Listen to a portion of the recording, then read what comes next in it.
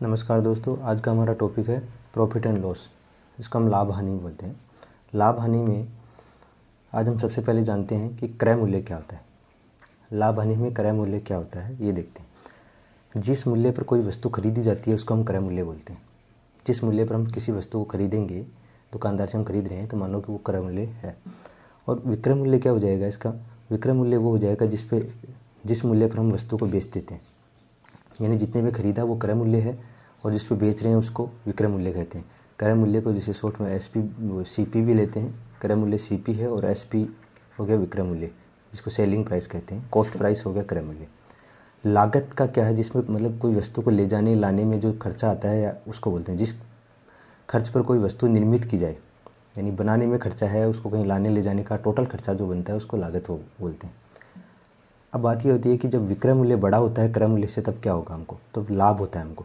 क्योंकि जितने में, जैसे मानो कि 5 रुपये में हमने वस्तु खरीदी और 6 रुपये में हमने बेच दी, तो हमको 1 रुपये का लाभ हो गया, क्योंकि बेचने वाला विक्रय मूल्य था। विक्रय मूल्य बड़ा होने पे लाभ होता है क्रय मूल्य से। और विक्रय मूल्य अगर छोटा होता है क्रय मूल्य से, तो वो क्या हो जाती है? हानि हो जाती है। और विक्रय मूल्य बराबर और क्रय मूल्य है। विक्रय मूल्य और क्रय मूल्य दोनों बराबर हैं, तो न तो लाभ होगा और न ही हानि होगी।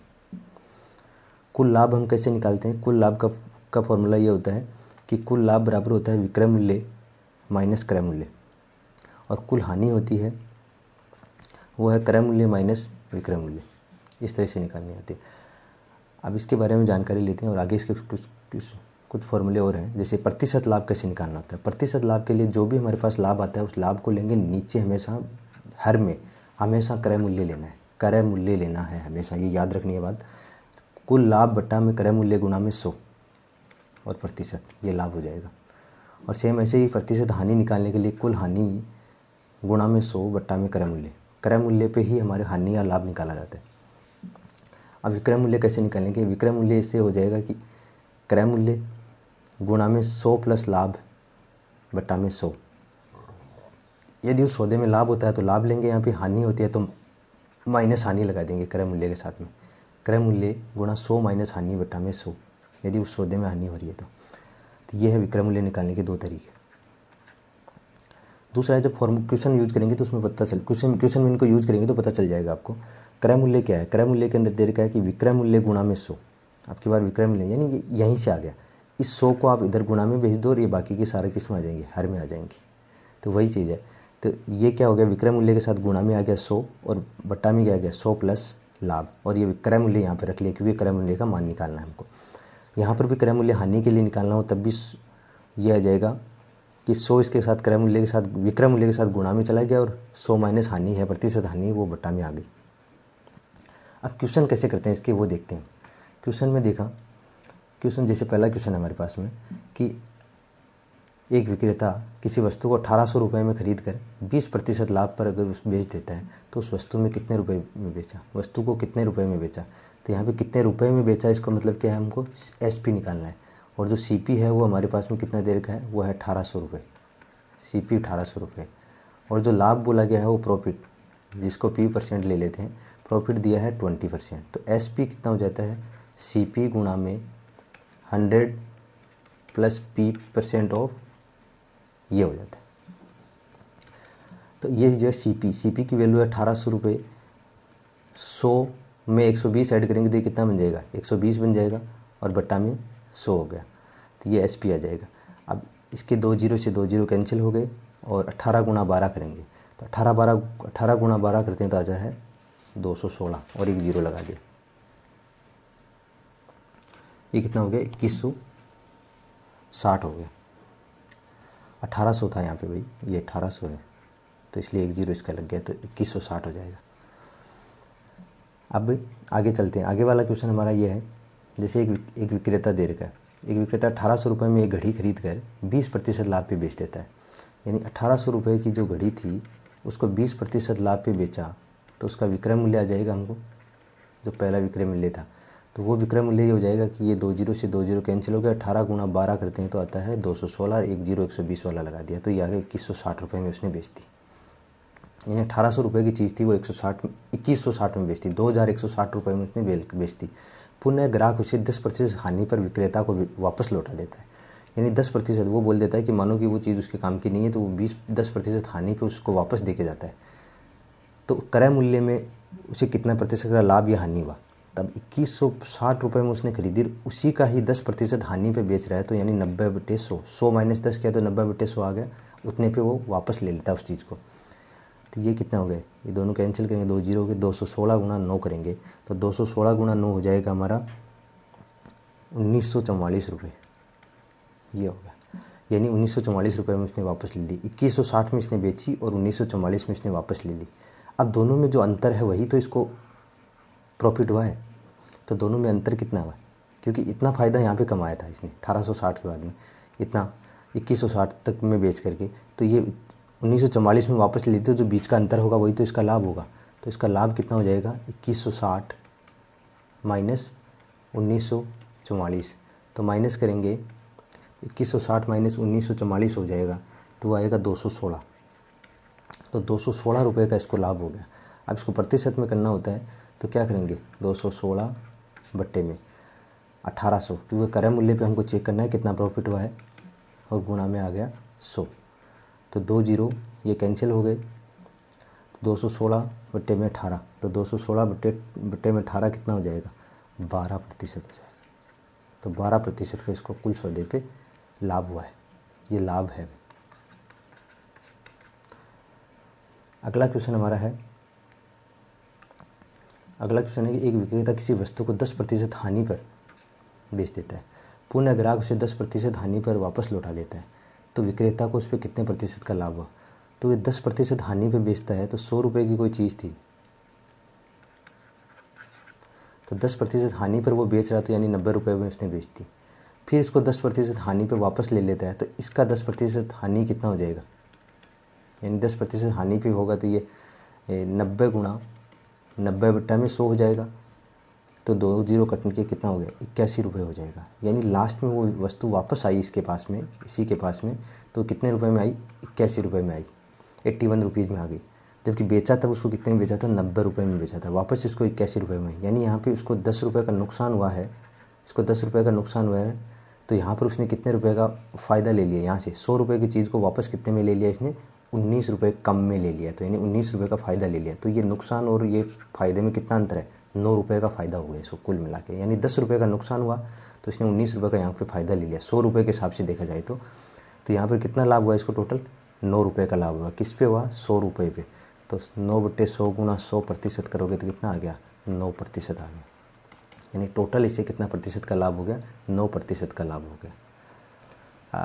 अगला क्वेश्चन है हमारा कि 18 संतरों का क्रय मूल्य 20 संतरों के विक्रय मूल्य के बराबर है। तो यानी जो यहाँ पर जो विक्रय मूल्य दे रखा है वो तो होगा ये, और जो क्रय मूल्य दे रखा है वो होगा ये, यहाँ वाला, ये वैल्यू, ये ध्यान रखना है। और वैसे अगर आप समझना चाहो तो ये मान के चलो 1 संतरा है वो 1 रुपये का है, तो ये 18 संतरों का क्रय मूल्य कितना हो जाएगा, 20 संतरों के विक्रय मूल्य के बराबर है। तो विक्रय मूल्य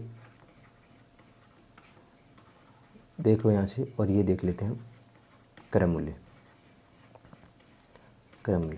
तो क्रय मूल्य यहाँ के हिसाब से कितना हो गया, क्रय मूल्य हो गया 20, क्योंकि 20 संतरों के विक्रय मूल्य के बराबर है। कि एक संतरा 1 रुपये में बेचा गया, तो 20 संतरों का कितना रुपये होगा, 20 रुपये। तो ये 20 रुपये के हो गए, 20 रुपये इसका क्रय मूल्य होगा। और विक्रय मूल्य 1 रुपये के हिसाब से संतरा के 18 संतरों का कितना हो गया, 18 रुपये हो गया। तो अब यहाँ पे कितना हो रही है, हानि हो रही है, कितने रुपए की हो रही है, 2 रुपये की हो रही है। तो हानि प्रतिशत निकालेंगे तो 2 हानि बट्टे में हमको लेना क्रय मूल्य, बट्टा में हमेशा क्रय मूल्य आता है नीचे हर में। तो क्रय मूल्य हो गया 20 गुणा में 100 और प्रतिशत का साइन आता है, तो 2/20 यानी 1/10। तो 10 को 10 कितना आ गया, 10% की यहाँ पे क्या हो रही है, हानि हो रही है, सीधी सीधी 10% की हानि हो रही है।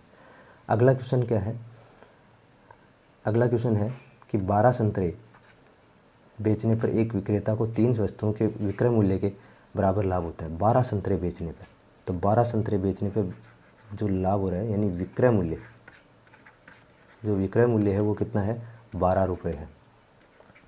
12 रुपये विक्रय मूल्य है, और जो लाभ है वो कितना हो रहा है, 3 रुपये का हो रहा है। कि मान लो एक वस्तु 1 रुपये की, एक वस्तु का विक्रय मूल्य 1 रुपये है, तो 3 वस्तुओं का 3 रुपये हो गए। और 12 संतरों का मूल्य, विक्रय मूल्य 12 रुपये है। इस हिसाब से हम देखते हैं तो इसमें क्या है कि बराबर लाभ हो रहा है, तो अब कितना हो गया, उसमें कितने प्रतिशत लाभ होता है, उससे कितने प्रतिशत का लाभ होता है। तो पहले हम निकालते हैं क्रय मूल्य। क्रय मूल्य जिसको हम CP बोलते हैं, तो ये कितना हो गया, 12 माइनस 3 करने पे कितना आ रहा है, 9 आ रहा है। तो 9 रुपये यहाँ पे क्या हो गया, कॉस्ट प्राइस यानी क्रय मूल्य हो गया हमारा। क्रय मूल्य 9 हो गया, तो अब उससे प्रतिशत लाभ कितना हो रहा है, यानी 9 रुपये की चीज़ को 3 रुपये के लाभ पे बेच रहा है, तो प्रतिशत में निकालेंगे तो गुणा में 100 कर दो, यह आ जाएगा प्रतिशत उसका लाभ। और ये आ गया साइन। तो 3 एकम 3, 3 तिया 9, 1/3 गुना 100% आ रहा है। तो 1/3 को प्रतिशत में बदलेंगे तो कितना आ जाता है, 33 सही 1/3%, यानी 100 में 3 का भाग दे दो तो यह आ जाएगा। ये प्रतिशत लाभ हो रहा है इसको। कहने का मतलब 12 रुपये, 12 संतरा तो एक संतरा का 1 रुपये होगा, तो 12 रुपये के हिसाब से, और मान के चलते हैं हम 12 रुपये का, एक संतरा का 1 रुपये, तो और लाभ हो गया 3 रुपये। तो इस कॉस्ट प्राइस कितनी हो जाएगी, यानी क्रय मूल्य कितना हो जाएगा, 9 रुपये हो जाएगा। जो लाभ और हानि होता है वो क्रय मूल्य पे होता है, इसलिए 3 बटा, यानी लाभ बटा में क्रय मूल्य गुणा में 100 बराबर कितना हो गया, 33 से 1/3% आ गया। यही आंसर हो। अगला क्वेश्चन कुछ इस तरह से है कि एक विक्रेता वस्तु को क्रय मूल्य पर बेचने का दावा करता है, परंतु वह 1 kg वजन के स्थान पर 880 ग्राम वजन यूज करता है। मान लो 1 kg में कितने ग्राम होते हैं, 1000 ग्राम होते हैं। मान लो कि 1000 ग्राम होते ही हैं, और ये 880 ग्राम का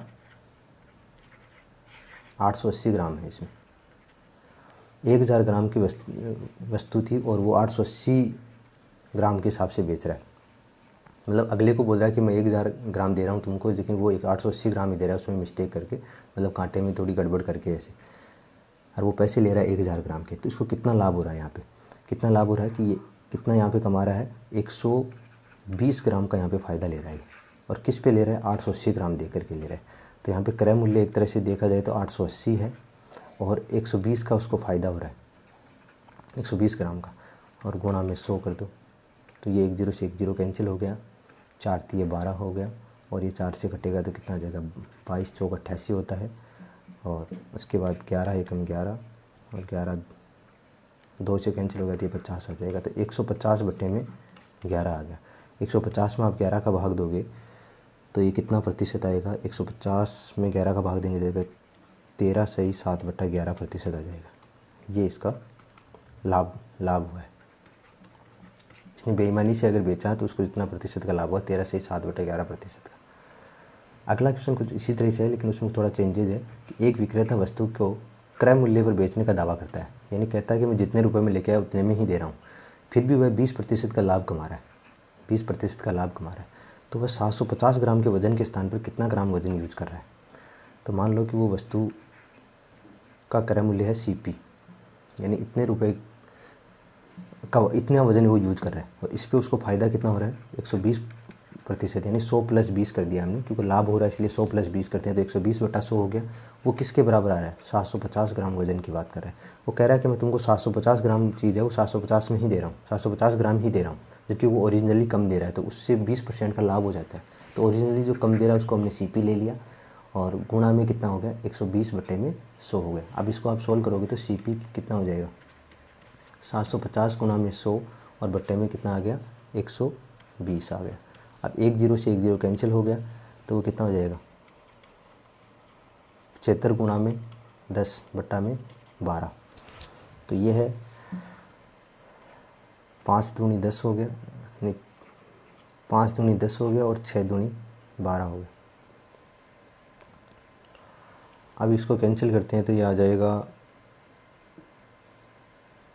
ऐसा ही कर लेते हैं, सीधा सीधा कट जाएगा ये, कि 30 चौक 120 हो गया, और 25 चौक 100 हो गया, सीधा सीधा कट गया। और ये 1 0 से 100 कट गया, 3 एकम 3, और 25 3 75 हो गया। तो 25 गुणा 25 करने पे कितना आ रहा है, 625 आ रहा है। 625 इसका आंसर होगा, यानी 625 ग्राम इसने वज़न यूज किया था इसके स्थान पर, 625 ग्राम वज़न यूज किया।